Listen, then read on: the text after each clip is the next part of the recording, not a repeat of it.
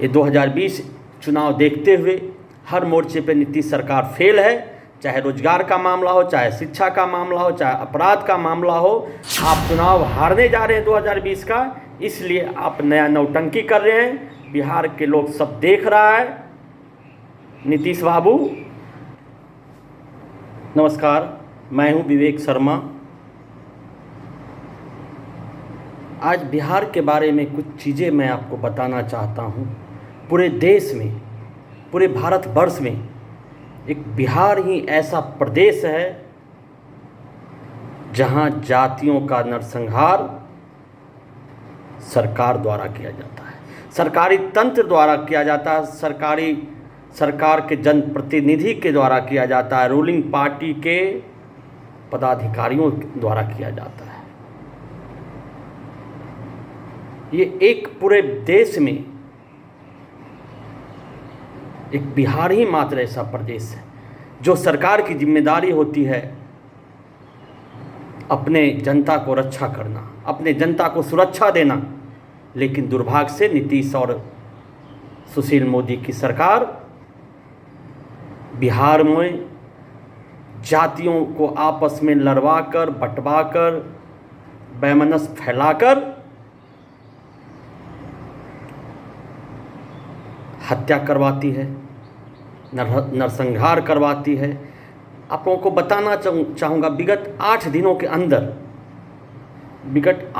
के अंदर बिहार में जमुई से लेकर शेखपुरा से लेकर गया तक छोटी छोटी सी बातों में 2 बच्चों की आपसी लड़ाई में किस तरह से हत्या हुआ है। सबसे पहले पिछले गुरुवार की बात है, जमुई से जो शहर है, जमुई शहर से मात्र 2 किलोमीटर की दूरी पर बरबट्टा गांव है, वहां 18 साल के युवा को जदयू के पदाधिकारियों द्वारा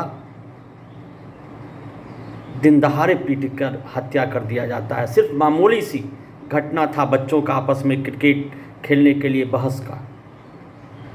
सेम चीज़ें 3 दिन पहले 6 तारीख को गया जिला के कोच थाना अंतर्गत सिंधुवाड़ी गांव में सेम घटना है। 2 बच्चों की झगड़ा होता है क्रिकेट खेलने के लिए, और समझिए कि 2 घंटा थाना को आने में 2 घंटा लगता है, मात्र गांव से 5 से 10 किलोमीटर की दूरी पे। और उस बीच अपराधी गांव में आता है, अपने घर से राइफल निकालता है, और जो लोग उनको समझौता करने आ रहे थे, उनसे बात करने आ रहे थे, उस पर अंधाधुंध फायरिंग किया जाता है।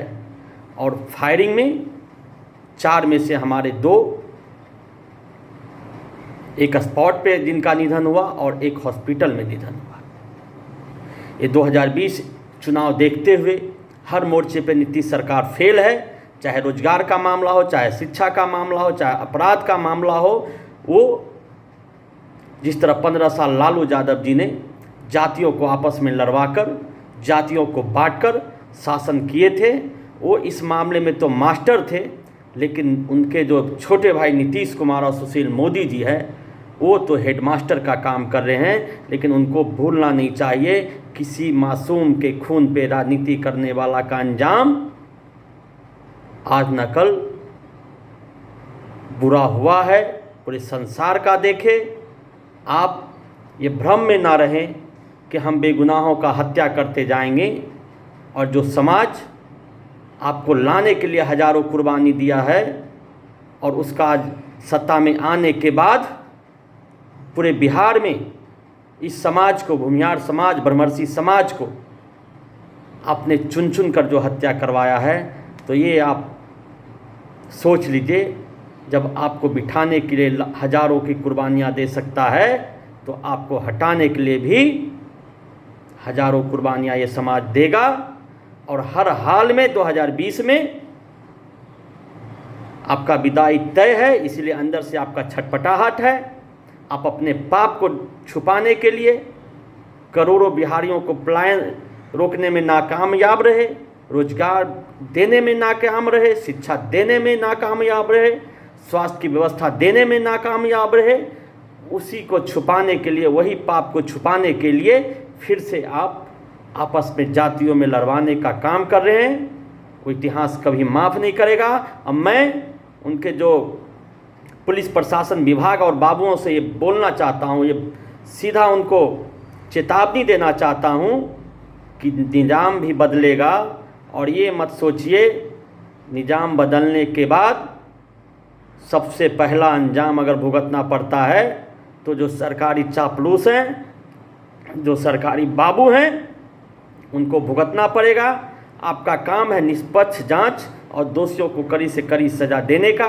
लेकिन जमुई से लेकर गया तक जिस तरह प्रशासन ने, जिस तरह पुलिस ने रोल निभाया है, वो कहीं ना कहीं शक के दायरे में है। कहीं ना कहीं सरकार के इशारे पर एक समाज को टारगेट किया जा रहा है। ये समाज कभी बर्दाश्त नहीं करेगा, ना ही बिहार की जनता बर्दाश्त करेगा।